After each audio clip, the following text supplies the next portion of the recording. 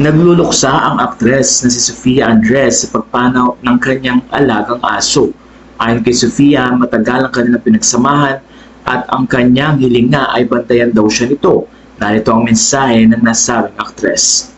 Please watch over me like what you always do. I will never forget how you treated me and the way you look at me. Rest easy, my love. Sa mga photos na ibinahagi ni Sofia ay makikita na nakahimlay ang kanyang aso at makikita din na tila nilalambing niya ito. Ayon sa mga fans, mahal na mahal ni Sofia ang kanyang pet kaya naman marami ang nakaka-relate. Kaya naman ilang mensahe ng pagpapalakas ng loob ang ibinigay nila kay Sofia. Ayon sa isang netizen, I lost last month 4 of my puppies. I know what you feel and how heartbreaking it is. Condolences, Miss Sofia. Ipinakita rin ng ilang mga netizen ang kanilang pagsuporta, pati na rin ang mga ibang artista na nakaka-relate sa nararamdaman ni Sofia ngayon. Ang ilan ay napaiyak at ang ilan ay nagsabing they have unconditional love.